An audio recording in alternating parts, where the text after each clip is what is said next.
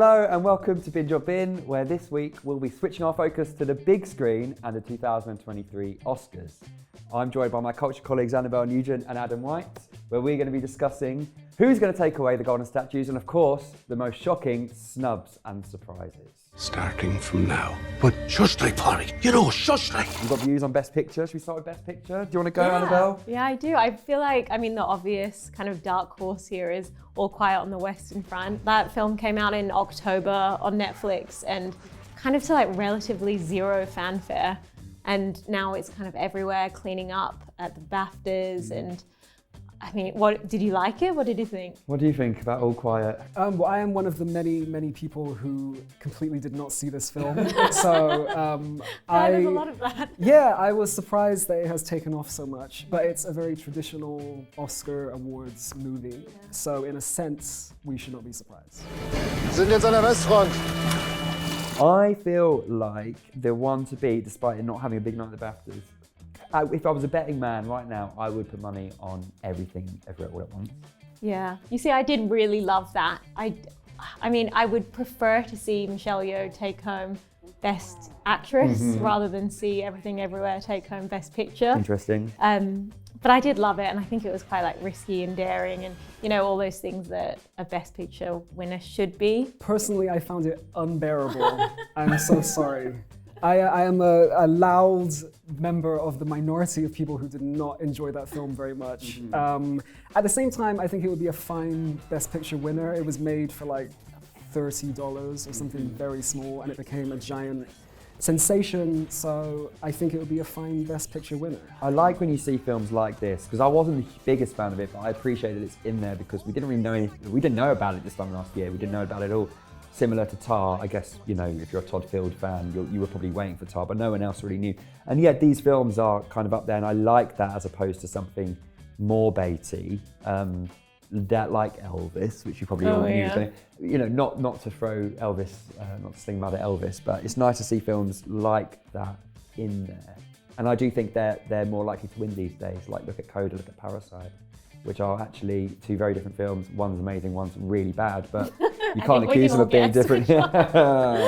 It's true though, because I think that the Oscars do like a nice surprise. And I think that at least some of these films, right from when they were first announced, it was kind of assumed that they would be big Oscar players. Yeah. As great as something like The Fabelmans is, that was always going to be in the conversation. Whereas I think something like Everything Everywhere All at Once was not until like much later in the day. I remember 6 months ago there were still people thinking, is this film just going to be forgotten about? Yeah. And it's held up, which is nice. I'd be happy with it. I'd not be the happiest, but I'd be chuffed to see it win. It would be, I think it would be a win for cult cinema, that's for sure. and the many fans of the film will be insufferable, but also they'll be really In happy. fairness, they're insufferable already. So I feel like it's just going to add to that. I'm here because we need your help. Very busy today. No time to help you. If I was choosing, Women Talking would be my pick, but obviously I've got more chance of winning Best Picture than Women Talking.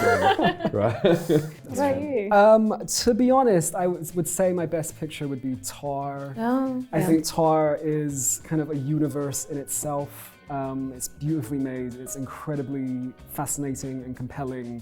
It's kind of everything that cinema is good at. It has no chance of winning Best Picture, but I'm going to be supporting. You say it, but you never know. What about you, if you had to pick? I don't know. I think if I had to, Banshees of Inisherin, that was kind of one of my favorite films of last year, and I just really enjoyed it, and I thought Colin Farrell was great, Kerry Condon was great, and I don't know, I think that was just the one I enjoyed the most. But I don't think it's going to win Best Picture. Screenplay probably sewn up for Banshees. Yeah. Martin McDonagh, they kind of love. I think Martin McDonagh's an easy person to give that award to. Didn't you and he used to be the best of friends? We're still the best of friends. No, you're not. Who says we're not? Sit somewhere else. Let's move on to Best Director now. Adam, do you have any faves or anyone that you think has a big shot? In terms of Best Director, weirdly, the least famous people in this category I think are most likely to win. This is the Daniels, who are the two guys behind Everything Everywhere All at Once. they're not like establishment filmmakers in the way that pretty much everyone else in this category is. Didn't they start doing like music videos? They for, did like... Turn Down for What? Yeah. It was a great music video. I imagine I can see it going to them. I can see it kind of gravitating towards them. I do agree, and I think that if you look at the list of nominees, they will probably appreciate it the most as well, because they would probably be so flabbergasted at the fact they're actually winning an Oscar for this film that they made when they didn't expect any Oscar nomination. But then you got Mr. Steven Spielberg. Yeah. And also, if Steven Spielberg wins, he will burst into tears because it's a very personal story. And we love to it's see that. basically a biopic of him, so there will be tears. Yeah. And I can't see the Daniels crying, to be honest. No. Oh, I don't know. I feel like I could see them all crying. Todd Especially Fields. Martin McDonagh. He burst into tears. Yeah, he's a humble man, is Martin He McDonagh, is. isn't he? That wouldn't be a sin now, would it, Father? No, but it's not very nice either, is it? What about Best Actor, which I think is perhaps more of a sure bet now the BAFTAs has been, but what's your view on that, Annabel? Yeah, I mean, I think, again, obvious front runner here, Austin Butler for Yeah. Elvis. And I think, yeah, he's great in it, I think, but I just think it's a bit boring, you know? We were talking about this earlier, giving it to someone playing a real life person. It just feels a little less interesting. I think the thing is, it's like, okay, if it's a real person who's like a story that you're not really sure of, but when Rami Malek has won it for playing Freddie Mercury quite recently, and then, I mean, poor Taron Egerton, he's probably like, what happened to me as Elton John? but I do think it's like, are we really doing this again now?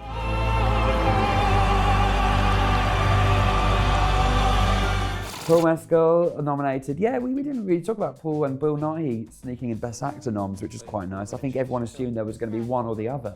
Yeah. And then they both came in, which is wonderful. Yeah. Especially Paul Mescal, because they just typically do not nominate young actors, like ever. I think it's highly unusual. Wish we could have stayed for longer.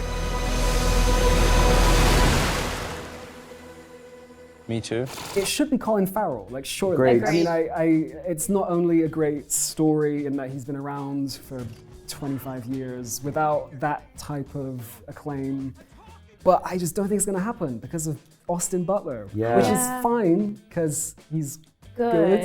I mean, it's the most boring win imaginable. And also Colin Farrell has had this like string of acclaimed performances. You've got After Yang, 13 Lives. Like it feels like it's kind of building up to this. To see him be rewarded would be so, and he would cry. I would love to see his speech. I mean, maybe not a cry, but it would be a very I think sweet people speech. who in the UK and obviously in Ireland who wake up in the morning, if they saw the headline that Colin Farrell won the Oscar, it would be a big celebration. Whereas everyone else, it would be a bit like, okay. 2 hours you spent talking to me about the things you found in your little donkey that day.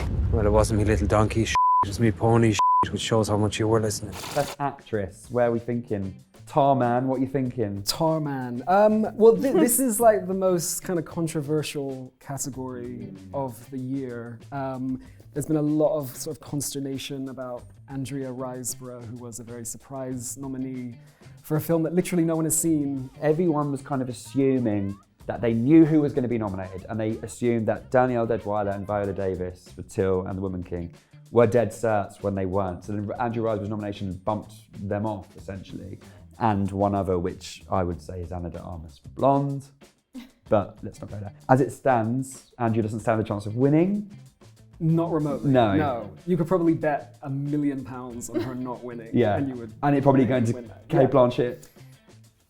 I don't know. I think it'll probably be Michelle Yeoh because I think Michelle. Wait, you Yeoh, actually think that? I think because Michelle Yeoh has a story in a way that Kate Blanchett just doesn't. It would be more exciting than to see Kate Blanchett win, what was it, her third? Her third Oscar, Yeah. and she doesn't want it. Yeah. Let's go, like, all the award, like this awards race, she's been very clear about how she's not really into the awards thing. I mean, she says that she's accepting her award at the ceremony, but how she feels it is a collective and about how it's all a bit of a to-do. Whereas Michelle Yeoh would appreciate it more. Love wouldn't it, she? yeah. I think it would mean a lot. I think Kate Blanchett's probably the surest bet of the night, Same. personally. Yeah. But I feel like so much of the Oscars is about the narrative that you come with. And I think that someone like Kate Blanchett just doesn't have any narrative beyond everyone just liking her a lot. Being a great actress. Just being Yeah, a really, yeah. really good actress. Whereas yeah. Michelle Yeoh has like had 30 years of not this, Not being recognised. It's kind of it's not only for the performance in this film, but it's also a big career peak for her.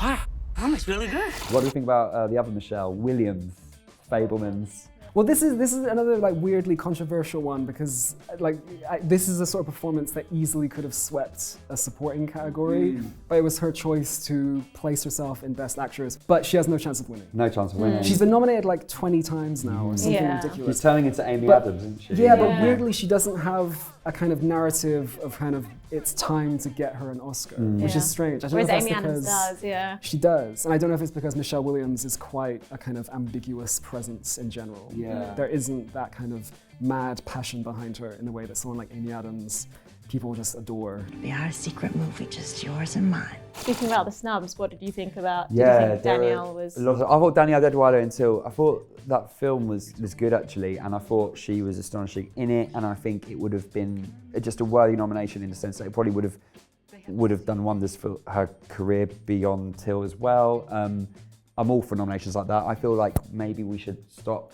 giving Oscar nominations to people who have had a ton already or have won before because they don't need it. I think at this point it gives people a boost. So I was really sad to see Danielle Deadwyler not on the list.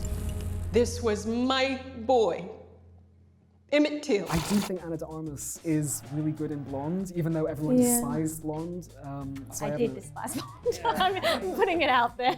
As someone who likes films people despise, I actually despised it. And I was surprised by that. But no, I feel like Ana de Armas should be kind of like shouldering some of the responsibility that Andrew Riseborough's taken a little bit. Ana de Armas has ducked under the covers, has just been a very pleasant, quiet presence compared to Andrew Riseborough. Yeah, who people are assuming she stole 2 spots. I mean, it's quite... pelted with fruits and meats, Andrew Riseborough. I guess I was discovered. I mean, Best Director category, there are always big snubs, I think, in that category. Anyone standing out to you this year? Well, typically this is like a conversation that we seem to have every year, apart from kind of last year. But a lot of female filmmakers that were just not there. Yeah. The 2 really obvious ones are Sarah Polley for Women Talking and Gina Prince Blythewood for The Woman King. Sarah Polley for Women Talking seems like the most egregious. Yeah, that just was because the one everyone thought was. Yeah, and people love Sarah Polley. She's had a very kind of long career, both as an actress and a filmmaker. We know that we've not imagined these attacks. We know that we are bruised and terrified. I think that's all we got time for, but thank you very much for the Oscar chat. Thanks for having us. Thank you very much. Thank you so much for watching Binge or Bin. We hope you enjoyed our Oscar special and managed to catch a few of our top picks on the big screen while you still can. That's it for this season, but watch this space for exciting things to come for Binge or Bin.